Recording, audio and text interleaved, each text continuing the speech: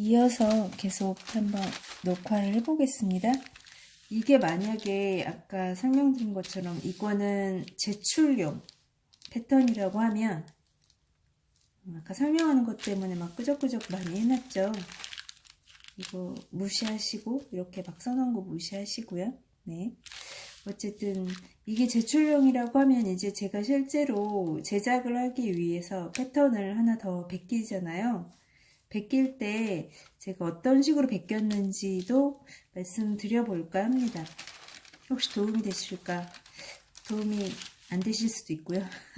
자, 앞판을 일단 어떻게 베꼈는지 알려드리면, 저는 설명 앞전에 설명드렸듯이, 패턴 할 때 말씀드렸듯이, 이 앞단, 앞에 있는 덧단 이 부분을 그대로, 이 사이즈랑 똑같게, 이 너비랑 똑같게, 지금 여기서 여기까지가 3cm 너비거든요.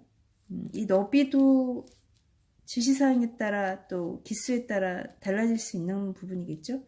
대부분 3cm가 많은데 3cm 덧단이고 3cm 안단 그대로 사용했거든요. 만약 이걸 안단은 더 많이 쓰실 분은 또 거기에 맞게 하셔야 되고요. 저 같은 경우는 그대로 했었기 때문에, 그래서 이 안단 뺏길 때, 이 안단 덧단 같이 뺏길 때 여기 골선인 거 보이시죠? 네. 뺏길 때 요렇게 뺏겼습니다. 뺏길 때 요거 반만 있으면 되는데, 원래 여기서 여기까지가 덧단이고 여기서 여기까지가 안단이니까 2배로, 즉 6cm를 뺏긴 거죠. 뺏길 때 2배로 6cm를 뺏겨서 단축구멍 위치 표시하고요. 네, 단축구멍 위치 이렇게 표시해 놓고, 옆에 부분 베낄 때에도 제가 혹시 하다가 실수를 하지 않을까 이런 마음이, 또 시험 당일이 되면 사람이 그렇지 않습니까? 그래서 연습할 때에도 내가 실제로 어디에 가위질을 하는지 해야 될지 당황하면 또 생각이 갑자기 안 나는 그래서 일단 베껴놓고 실제로 가위질이 들어갈 부분에 가위 표시, 제가 쓸 거니까 이건 제출용이 아니기 때문에, 네, 가위질 들어가는 부분에 이렇게 가위질 표시를 실제로 해놨고요. 그렇게 되면 이제 여기 앞부분에 안단 덧단 부분이 하나 나오게 되는 거고요. 그리고 얘가 F1 이게 큰 조각, 그죠? 이 큰 조각 F1, 그 다음에 요 작은 조각, 요 조각이 하나 생기게 되지 않습니까? 그죠? F2. 요렇게 해서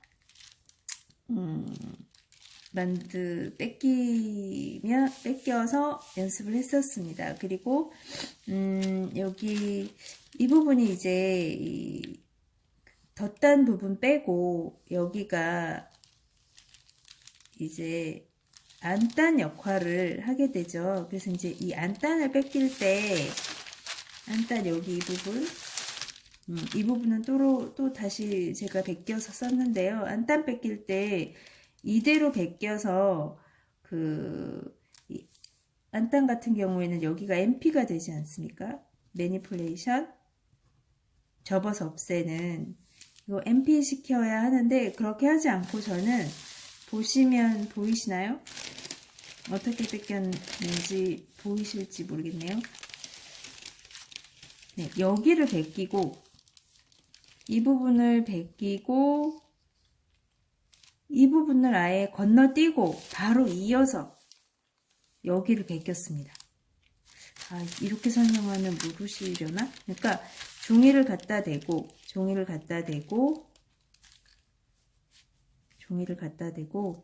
그 다트 있는 부분 앞가지를 한번 베껴놓고 그 다음 이 다트를 건너뛰어서 선을 갖다 대고, 다트를 건너뛰어서, 지금 살짝 비치는 거 보이시죠? 다트를 건너뛰어서 갖다 대고 두 번째 조각을 또 베끼고, 그 다음 다트를 건너뛰고 가서 그 다음 그 다음 조각을 또 베끼고, 이렇게 해서 안단, 앞 안단이 되겠죠. 지금은 앞 안단을 미리 베낄 때 자체 아예 그 카피를 뜰 때 MP를 미리 없애고 베끼는 방식을 취했습니다. 그래서 이걸 또 잘라서 붙이거나 잘라서 컷하는 수고로움을 덜었거든요. 저는 이게 빠르더라고요. 제 손에는. 그래서 이렇게 했고요. 안단 같은 경우는 앞 안단뿐만 아니라 뒤 안단도 똑같이 하이웨이스트 뿐만 아니라 다른 안단들도 그렇게 했던 걸로 제가 기억이 나네요. 불과 몇 달 전인데 기억이 가물가물한 건 뭐죠? 어쨌든 얘 같은 경우는 이 MP 시키는 부분 안단 같은 경우는 저는 스커트 이렇게 했었거든요. 그래서 그 앞부분은 이렇게 카피를 떴고요. 앞부분은 카피를 뜨고 주머니 이 부분 카피도 이렇게 갖다 대고 그대로 일단 베꼈습니다. 네, 컷할 부분은 컷해내고 이 부분은 베끼지 않았겠죠. 당연히 양쪽 다트를 접을 수 없으니까 이게 지금 골선 처리되어 있기 때문에 뺏기지 않고 그대로 주머니 부분까지 같이 이렇게 뺏겼습니다. 혹시 여기 라인하고 여기 라인이 급격하게 좀 다르다던가 여긴 살짝 곡선일 수밖에는 없지 않습니까? 그쵸? 그래서 여기가 살짝 곡선이고 여기 직선으로 뚝 떨어졌는데 이 부분이 걸리신다면 이게 나중에 재단을 하고 나면 이쪽이 헷갈리거든요. 어디가 옆선이었지? 이렇게. 그럼 미리 표시를 좀 내가 쓸 패턴이니까 표시를 좀 해두고 가시면 도움이 되지 않을까 싶습니다. 그리고 기본적으로 내가 쓸 패턴이긴 하지만 이 얘를 컷 해가지고 원단 위에 올려놓고 그 작업을 하지 않습니까? 그래서 식서 표시는 조각마다 다 하셔야 됩니다. 물론 식서를 하는 본인은 알죠. 하는 본인은 아는데 그 감독관님들이 돌아다니실 경우가 있거든요. 보신단 말씀이죠. 그래서 식서 표시는 그냥 다 해 두시는 걸로. 네. 식서는 조각마다 그냥 다 하시는 걸로 하는 게 좋지 않을까 싶습니다. 그리고 뒷판도 비슷하게 갔습니다. 뒷판도 마찬가지 겉감 그대로 하나 베끼셔야 되고요. 그대로 하나 베끼고 안단 부분 아까 했던 방식대로 그 미리 다트 부분 이 다트 부분을 안단의 다트를 미리 MP를 시켜버리고 미리 MP를 시켜서 연이어서 베끼는 방식 이어 베끼기 이어서 카피하기 네 카피하고 다트 이거 다트 건너뛰고 그 다음 거 카피 뜨고 그 다음 조각 카피 뜨고 또 다트 건너뛰고 그 다음 거 카피 뜨고 이런 방식으로 하면 좀 시간이 절약되고요. 뒤 같은 경우는 전 이거 하이웨이스트가 또 어려웠던 부분 중에 난감했던 부분 중에 특히 뒷판이 이 선이 아름답게 나오지 않습니다. 이게 지금 축소 2분의 1 축소라 지금 눈에 띄지 않는데 이거를 원래 사이즈로 하시면 이 부분이 좀 아름답게 빠지지 않습니다. 곡선이. 그래서 그러니까 뭐냐면 지금 원래 패턴상에는 이렇게 오목하게 들어가야 되지 않습니까? 그쵸? 들어가야 되는데 얘를 MP를 시키고 나면 위에 부분은 그 다트 분량이 작고 아랫 부분은 다트 분량이 많다 보니 이게 붙이고 나면 꽃잎 모양으로 펼쳐지는데 이런 모양이 됩니다. 그러니까 이렇게 오목하게 들어가게 나오는 게 아니라 이렇게 됩니다. 예상과 다르게. 그리고 이게 매끄럽지 않고 이걸 어떻게 말씀드려야 되지? 이게 약간 굴곡이 이렇게 져 있습니다. 제가 이렇게 표현을 잘 했는지 모르겠습니다. 아랫부분도 마찬가지고요. 약간 이 부분에서 그러니까 여기서 이 구간이 아름답지 않습니다. 그래서 저는 계속 이 부분 해결하는데 딜레마에 빠졌는데 뭐 이거 어차피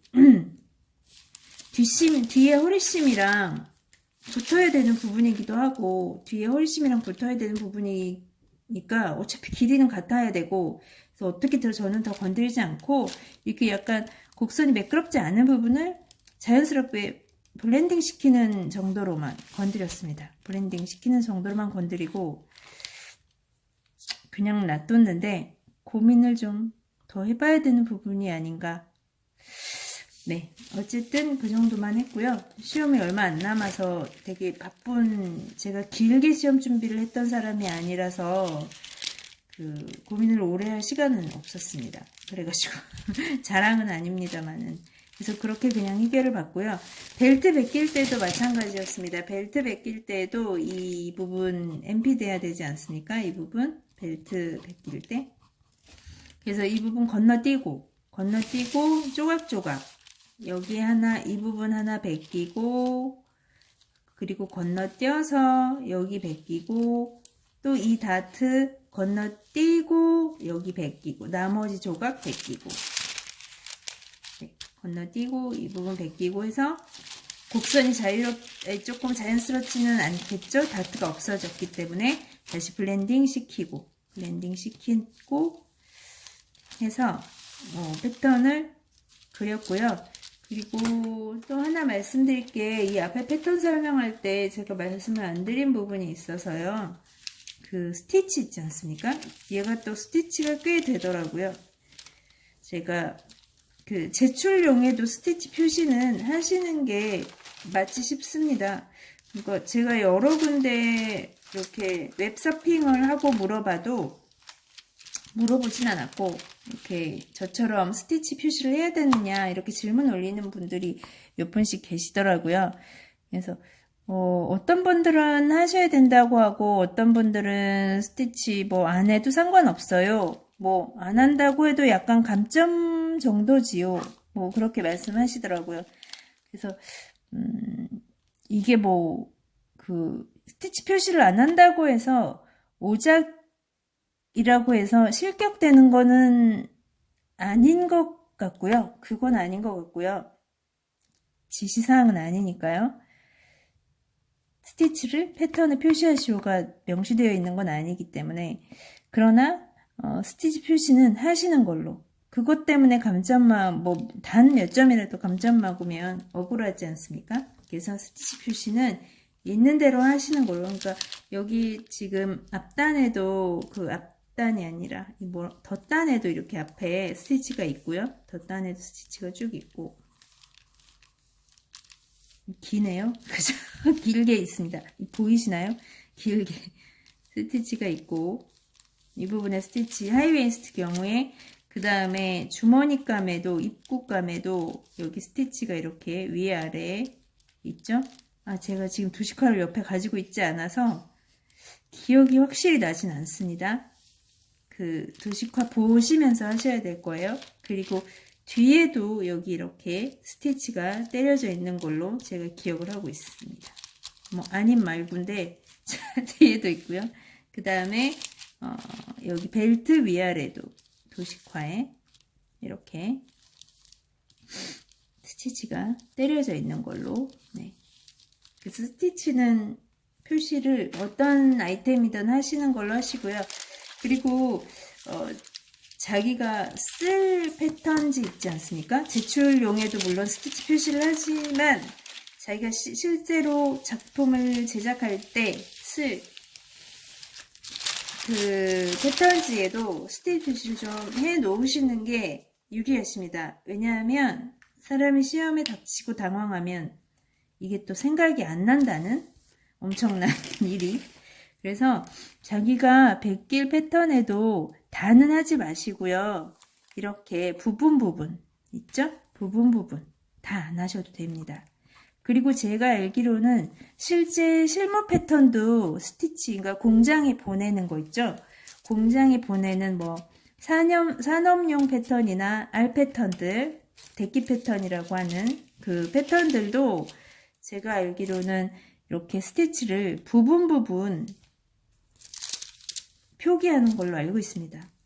이렇게 뭐 처음 몇 센티 정도, 그 다음에 뭐 중간에 곡이 있으면 그 곡 부분 약간 이렇게, 그리고 스티치 구간이 이렇게 길 경우에도 마찬가지. 처음 몇 센티, 그 다음에 중간에 한 몇 센티, 뭐 한 5cm 정도, 그 다음에 끝에 몇 센티 정도. 이거 뭐 정해진 건 아니니까요. 그러니까 전체를 스티치 때려서 그리는 게 아니라, 그러니까 내가 쓸 패턴에도 스티치 되는 부분을 좀 표시를 해 놓으시는 게 잊지 않는, 네, 중간에 하다가 잊어버리고 스티치를 안 때리고 와서 실격되면 안 되지 않습니까? 스티치가 분명히 도식화상에 있으면 하셔야 되거든요. 그것도 실격 사유이기 때문에 스티치를, 여기 스티치 있었어가 쓰실 패턴에 나오도록 하시는 게 실수를 안 하시는 방법 중에 하나가 아닌가, 이렇게.